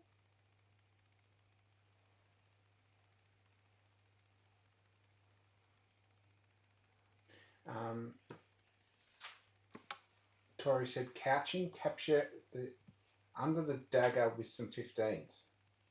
Maybe. I've only got the one, these being a one-hole dagger, it's only one hole to sort of go through. If it was a 2-hole, absolutely, because I could have built a bridge sort of thing there and sat the cup chain on top. But yeah, I'll keep thinking about that. I do like these 3 little white beads though around the edge. I think they just make that stand out. What do you reckon, Brian? Yes, I like that. You likes that one, okay.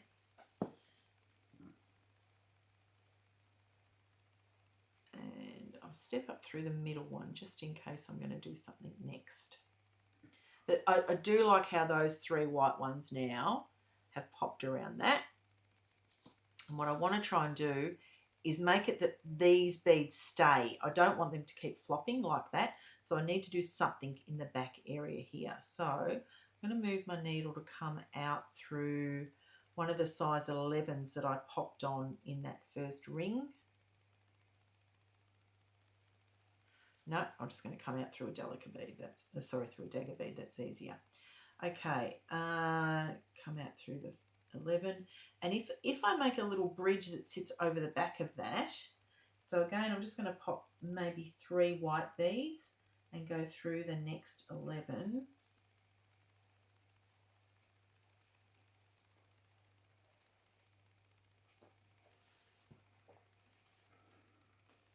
I want to sort of create a little bit of a stand or something that a loop. I don't know if that's going to work.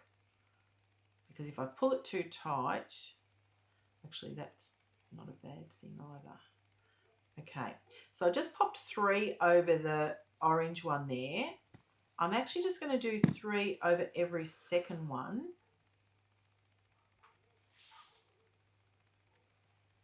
And then, trust me, I think this might work. So I'll go through the next 11. And the 3 are just going to sit around the green bead there, like that. Yep, it's going to work. And I'm going to go through the dagger and the next 11. And 3 around again.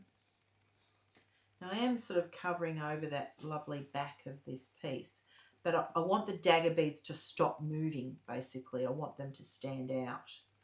And by filling in that sort of section there, they're not moving as much.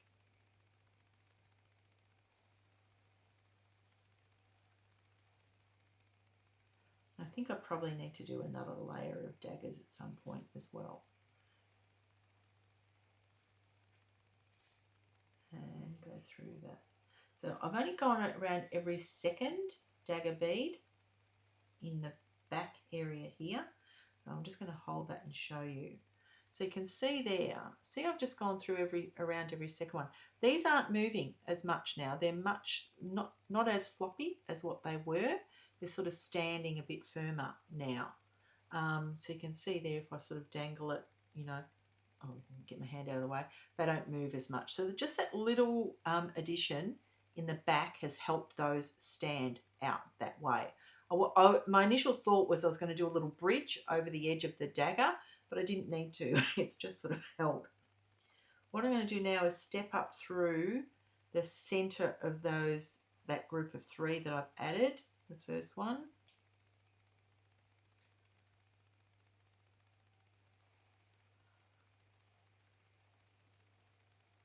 And then, so I've stepped up through the center one.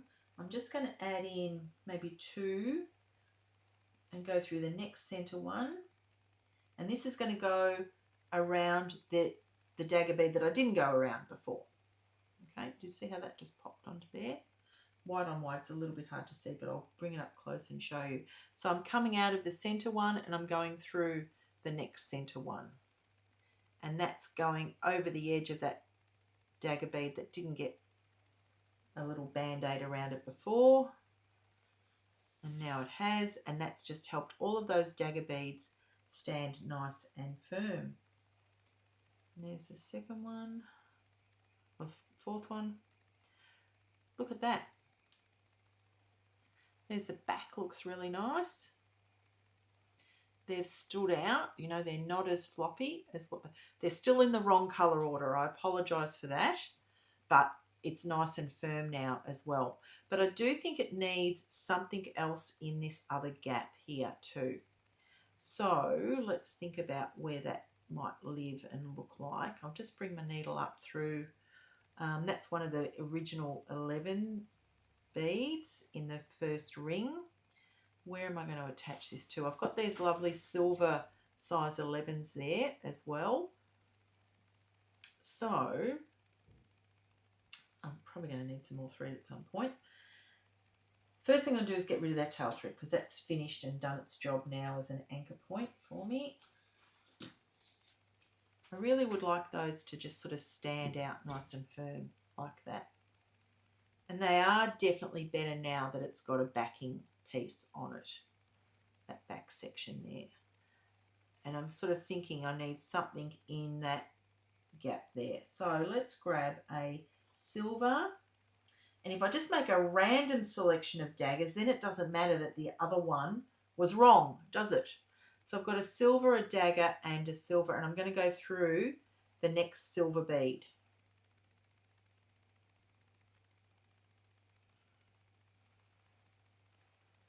So I'm creating that sort of double layer.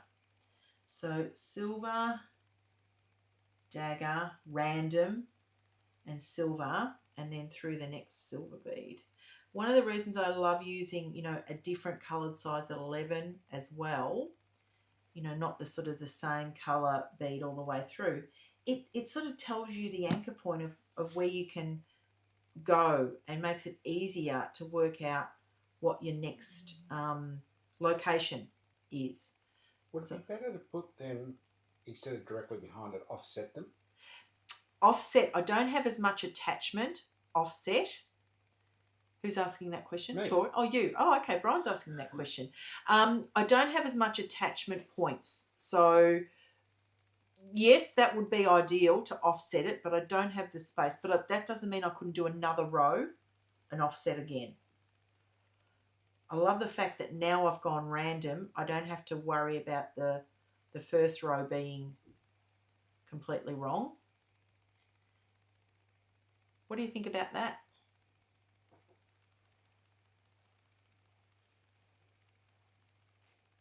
It's actually becoming, you know, a really sort of more substantial piece.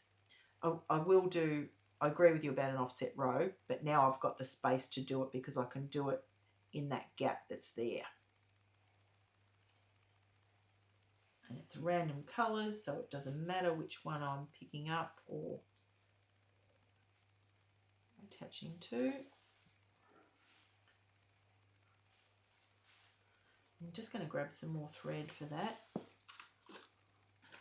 as well. What do we think? Are we loving the neon? Great suggestion by Linda and Jay to come up with a neon mix. I've used the largish crystals. I've used the daggers, the bicones, the 11s, the Delica beads. I've still got the sort of 6 mils there and some demi rounds. I'm not sure where they might fit. We'll have to think about what they might fit into. But I love the idea that this becomes a sort of a standalone flower, and I can sort of see, you know, if I do a cubic right angle weave capture around a piece of wire, you could create a really nice flower stalk. This could sit off in a, you know, little vase or something. You could build a vase out of some of the other beads that are around as well. Okay, just added a little bit more thread onto that. And the silver dagger.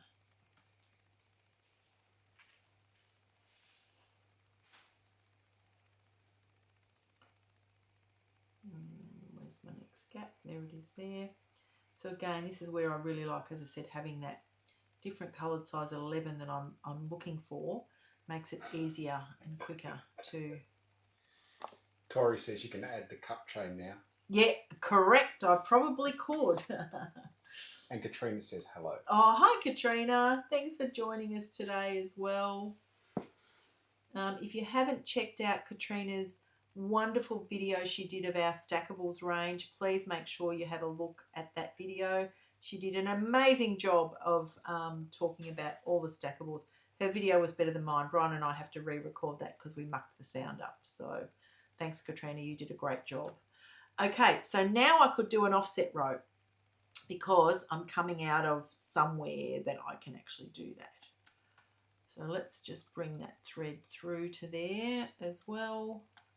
And it's creating that sort of, you know, layered flower pendant type look. Okay, now I might not need anything either side of that. So I've just picked up a dagger bead and I'm going to go through the 11, the dagger and the 11. Popping the next dagger in place. My randomness of colours is now okay. 11, so I've got dagger, go through 11, dagger and 11. Like that. What do you reckon?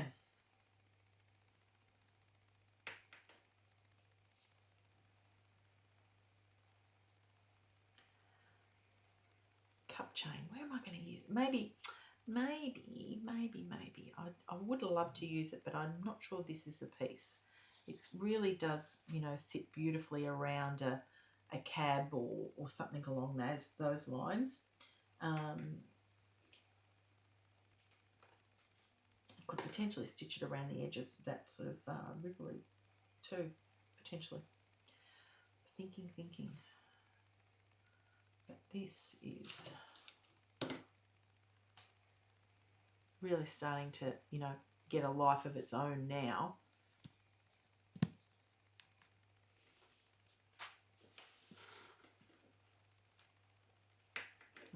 And I think I probably will run out of daggers, so this will be the end of the dagger cycle shortly. When I get to the end.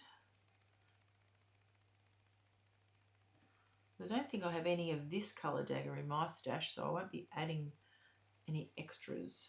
How many have I got left? 1, 2, 3, and I think that's how many gaps. Oh, wow, amazing.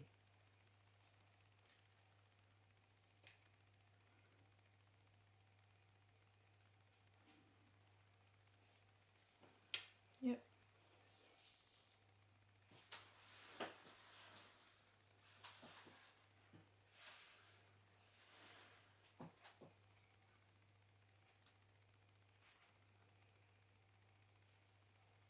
Looks pretty good.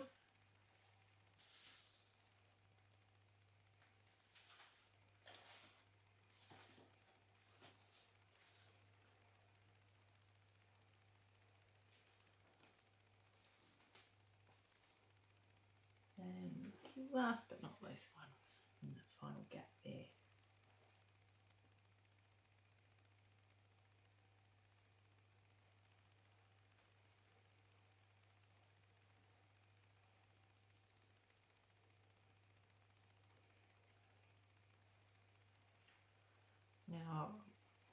I'm going to pull that as taut as I can, but just, you know, be conscious that I don't want to break threads or anything as well. But now we've got this really lovely layered look with lots of the daggers sticking out. What do you reckon? Thumbs up from Brian. Do you want to, can you just flip onto me for a sec? You know, this is the sort of thing that would look really cool as a brooch as well. You can sort of see, you know. That's what Tori said. That's what Tori said. Okay, could look really cool as a brooch. Could be a flower, you know, in a vase. I think it can probably still have a little bit more work done to it. So let's think about what the next thing might be. You know, something here off this gap. So I've got this sort of 2 beads or 3 beads. That's what we put around the bicone before. So let's bring up our needle and come out of the center of those group of 3 11s. Where's that one there? Oh, hands. I just got a notification. Move my hands. Now I wonder whether do I keep with the silver theme? I'm just going to pop a silver bead in there first.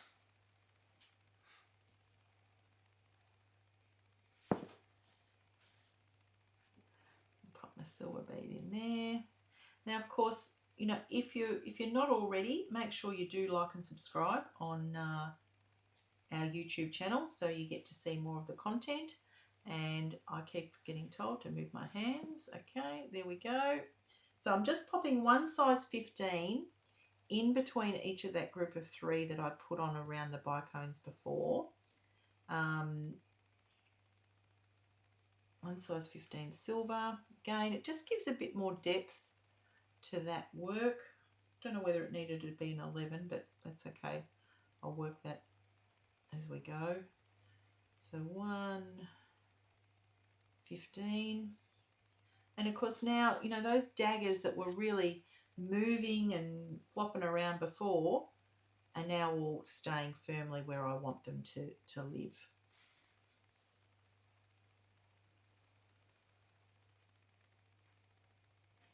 And I'm really happy that my randomness of the daggers is now a happy accident.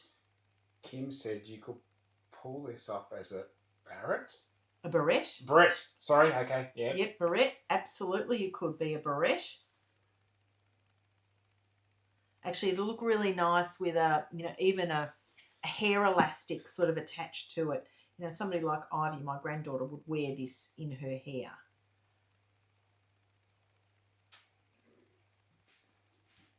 And not everything has to be about, you know, beading and earrings, I suppose, is my point. You can make lots of different things out of these sorts of things.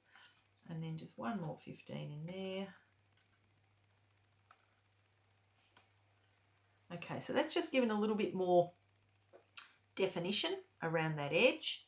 And then I think it probably needs one more layer. So I'm now going to come out of the center, and I have some more bicones there in yellow. So let's add those on the outer edge. And I think I've got 8 here or 10. 10, okay. So I'm coming out of the size 11 center bead. I'm going to just add on a silver and bicone and a silver. I'm going to go through the next center bead. And again, I'm not going to pull too tight when I'm working with these lovely 4mm bicones. So again, go through the center bead.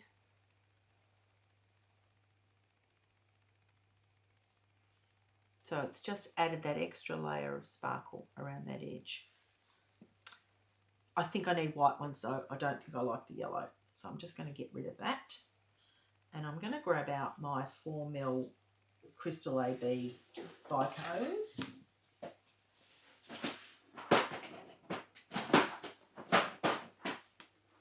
Because I think they'll look better.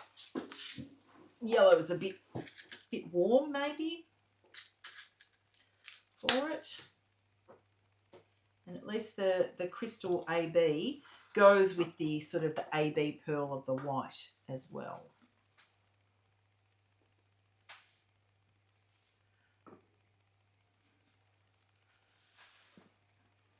I'm going to do this row, and then I'm going to put this aside. I think this is nearly finished though. I don't think there's too much more that I'd want to do to this. But what I really want to do is not necessarily use the cup chain, but let's have a bit of an exploration of how it might be used. I'm going to do a 15, 11 bicone, 11 and 15. So I've got a section of 5 beads there rather than 3. So it's going to create a bit of a higher point. Yep, that's right. Okay. So the reason that I just did that was when I only had just the 1 bicone on there, or sorry, the 15 and 1 bicone, it probably pulled a little bit too much and didn't create a nice neat little point. Whereas now, you see that extra layer of bicones around the edge looks really cool. So 15, 11, bicone, 11 and 15, and I'm going through the center one of those white beads every time. And we've got a fabulous looking flower. So let's have some voting maybe. Is it a brooch? Is it a flower that's going to be in a vase? Is it a pendant? I don't know how I'd make it a pendant, but that's okay. I could work that out. Is it a barrette? Great suggestion for barrette, Kim. So yeah, come back to me and tell me what you think it could be. And over the next day or so, I will work on this and make it into what the voters suggest for it. So you guys come back and tell me what you think it could be. And that's what we'll finish that piece off into.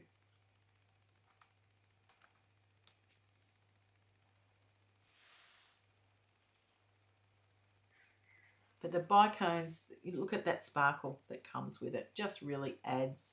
Could even just do one more layer potentially, but anyway, we'll get there. So I'm really happy now. My daggers are not moving. They're nice and stable. The random happy accident I had there of the wrong color at the very start, now nobody knows except you guys. So that's good because it means that it's got that really unique look to it now without the uniformity of the colors all in exactly the same spots. And we've got the little sparkle of the AB on both the white and the crystal. Look at that. And I think I might just put one more thing in between each of those bicones. And I'm going to put some white in between there.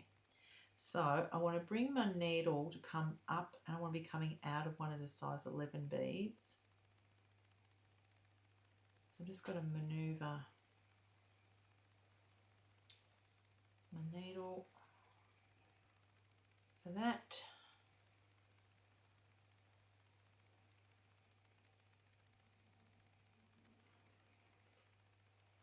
So I want to come out of the size 11 there, one of the silver ones, and I just want to pop a little bit of white into there. So I don't know whether it's going to be 1 bead or 2. I think it's probably going to be 2 that are going to fit through the 11, the bicone, and the next 11. Just to bring a bit of white back into that. Okay, I need some more white beads.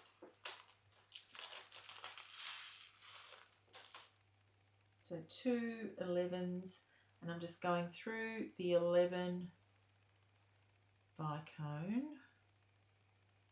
and 11. Okay, see that little bit of white definition now that's happening on that outer edge. Daggers are all nicely firm and staying in place. Have we got any outcomes, Brian? Is this going to be a brooch, a barrette? It's going to be a brooch. A brooch, fantastic, okay. So for a brooch, I could either do a magnetic back or a pin back. I love the magnetic back ones because you don't wreck your clothes with those as well. So that'll be a matter of stitching something into the back of that some sort of magnetic back on these. And you can buy the pin ones that also have that sort of convertible bail on them as well, so it can turn it into a pendant also. But yeah, I think this is a really fun brooch. Tori would like to know what's a barrette. A barrette is for your hair. You know, a hair barrette where you'd stitch it onto a Punchy. No, no, onto like a blank, a hair clip blank, which I do have some of those there as well. You could stitch it Like onto, onto a comb. yeah, yeah, yeah, yeah, and make some sort of, you know, hair adornment as well. Which, as I said, my granddaughter Ivy would love something like this beaded in her hair. Maybe that's what it'll be. But no, I do brooch it is. But I love the daggers, and I think, you know, if you were thinking about making some sort of brooch flower concept like this, it doesn't have to be neon. Daggers come in all sorts of colours. You know, there's certainly a great range of them around. And, you know, there's lovely spotty ones and there's metallic ones and, you know, plain colours as well. So keep an eye out for different coloured daggers for this sort of concept. So started with a really simple ring of 8 daggers and, you know, alternated with size 11 beads, and we've gone through and made some layering and put a rivoli in the center and done some bicones around the edge. So there's lots of components and layering with this sort of piece, but you can see how beautiful that looks now with all of that layering and things together. So I'm pretty happy with that. Brooch back it is. The back looks really good too. You know, look at all that layering there on the back. Looks fantastic. It's nice and neat on the back, and we did a little, you know, sort of sections around there to make those daggers hold and stay out. So that's that one, and that one today in our neon so far. But what I want to do now is clear a couple of things off this board, and let's just have a look at the cup chain and how that might be utilised. I won't necessarily get to use that today, but I just wanted to play around with it and show you what it might look like. Okay, clear a little section here, so I've got a little bit of clean space. So we've got this lovely piece of cup chain here, and it's 2 meters. It's got a gold, you know, little claws, and the cup chain sort of has a bit of movement. So you can see here, see how they just sort of move in and out. So it's super flexible when you want to wrap it around something, and it just sits really nicely around things. So if you look at that sort of yellow and how it would sit around that yellow like that, you know, you could wrap it around sort of that pink also, around the orange. So there's lots of ways it would wrap around it, but personally I like the idea it has to sort of be attached to like a fabric, you know, as in a bead embroidery, and you would then attach that little row around that sort of outer edge of your piece, and it can then, you know, spiral around and, you know, go around lots of different things like that. But that's how you would actually stitch it down onto something and use that to sit around your piece of work in that sort of way. So that's what I think I would do with the cup chain. The other piece that I didn't get to use today was the demi rounds, but, you know, a great way to use them in sort of your edge pieces, bead embroidery edging. They look really cool. And of course there's these lovely acrylic nicks of the 6 mils as well, which are a great bead for stringing and would look really good strung together with the demi round actually holding that in between. So if I was making a pendant out of something like this, this would be the sort of thing that would go with that. So that's our session today. So I really want to thank everybody for coming along and having a look at our neon nights. And I do hope that you get to play around with your neon boxes and create some great fun pieces as well. As I said, don't forget to like and subscribe so you get to see more of the content on our YouTube channel. And again, thank you for everybody who's, you know, been liking, commenting, posting on all the different platforms. I really appreciate your support and your encouragement of the things that I do here on a string, along with my brother Brian. We love working together and creating content for everybody. So happy beading, everyone. Have a great day. And I'm Paula from On a String. Until next time, bye for now.